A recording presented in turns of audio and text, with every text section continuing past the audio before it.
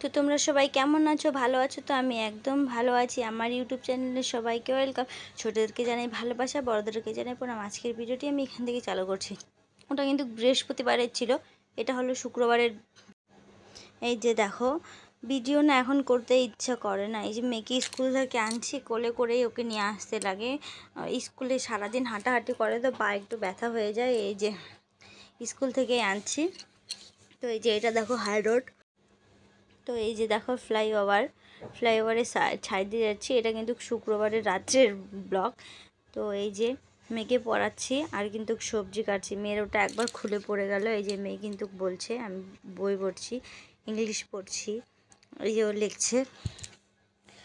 আর হলো আমি সবজি কাটছি, শনিবার সকালে রান্না করব। এই যে এখন কি যে হয়েছে জানো, আমার শরীরটা একদম ভালো নেই, সেরকম ভালোভাবে ভিডিও করতে পারছি না। রাত্রেবেলা ঘুম হচ্ছে না, শোয়াটা ঠিকভাবে হচ্ছে না। ঘাড় আমার এক সাইডে প্রচণ্ড ব্যথা করছে। আর আমার মেয়ে যেহেতু সি সেকশনে হয়েছে, তো আমার কোমর প্রচণ্ড ব্যথা করছে 2-3 দিন ধরে। কি যে হয়েছে কি করব জানি না। আমের চাটনি বানাচ্ছি, সোমবার দিলাম হলো সর্ষে আর শুকনো লঙ্কা সম্বাদ দিয়েছি। এই যে দেখো এবার আমগুলো দিয়ে দিলাম, আমগুলো কেটে রেখেছি। জানো তো বন্ধুরা, দাঁতটা আরও হালকা হালকা ব্যথা করছে, জানি না কি করব। পেস্টিং মানে দাঁতটাকে যদি আমি রেখে দিই, ওটাকে কি বলে সেটা আমি জানি না, আমি পেস্টিংই বলতেছি। তো ওটা যদি করি অনেকগুলো প্রচুর টাকা খরচা হবে, তাই এখন সেই টাকাটা নেই। আবার দাঁতটা যদি উঠিয়ে দিই পরে আমার চোখের সমস্যা হবে। আমার দু সাইডেরই দাঁত আমার একদম নেই। তো এক সাইডের উঠাতেই লাগবে দাঁত, ওটা ইমার্জেন্সি, ওটা উঠাতেই লাগবে, না উঠালে ওটা হবে না। ওটা একদম নেই, পোকা খেয়ে খেয়ে। আর পোকা খায়নি, ওটা ভেঙে গেছে। শক্ত শক্ত বাদাম জিনিস খেতাম তো, ওই ইসেতেই ভেঙে গেছে। চাটনিটা দেখতেই পেলে লবণ হলুদ দিয়েছি, জল দিয়ে সিদ্ধ করতে দিয়েছি, সিদ্ধ হয়ে গেছে। এই যে দেখো এবার কিন্তু চিনি দিয়ে দেবো। চিনি দিয়ে হালকা একটু করলেই তারপরে কিন্তু আমার রান্নাটা কমপ্লিট হয়ে যাবে। দাঁতটা এখন ঠিক করতে অনেকগুলো টাকা লাগবে, এখন সেই টাকাগুলো নেই। কী যে করব আমি কিছু ভেবে পাচ্ছি না। এদিকে মেয়ের টিউশন, স্কুলের খরচা, আবার এদিকে আমাদের খাওয়া দাওয়া। এখন এসব করা কিছুই হবে না।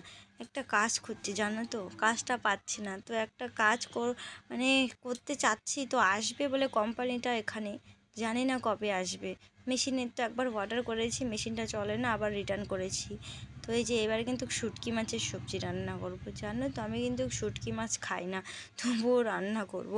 মানে এই শুটকি মাছ আমি মানে গন্ধটা সহ্য করতে পারি। একবার একটা খারাপ জিনিস দেখেছি শুটকি মাছ, তারপর থেকে খাই না। এই যে আবার কিন্তু এখন রান্না করছি। এগুলো কিন্তু মানে ভালো করে কেটে কুটে গরম জল দিয়ে ভিজিয়ে রেখেছি, তারপরে কিন্তু অনেকবার ধুয়েছি। ধোয়ানোর পরে এই যে এখন এগুলো ভেজে নিচ্ছি। তো এই যে মশলা টশলা এখানে দিয়েছি, রসুন বাটা, আদা বাটা, লঙ্কা বাটা আর জিরে বাটা দিয়েছি। এই যে এখন কিন্তু কালোগুলো দিচ্ছি। তো শুটকি মাছ দিয়ে এগুলোই চচ্চড়ি করব। খেতে কিন্তু খুব ভালো হয়েছে। শুটকি মাছ কিন্তু আমি পছন্দ করি না, আগে ছোটোবেলায় করতাম, তারপরে বড় হওয়ার কারণে একটা জিনিস দেখার ফলে, যাই হোক পরে একদিন বলবো কাহিনিটা। তো কিসের জন্য আমার পছন্দ হয় না, এখন আবার খাওয়া স্টার্ট করছি। ওই যে একটু মানে মাছ মাছ দেখা হচ্ছে পরের ভিডিওতে।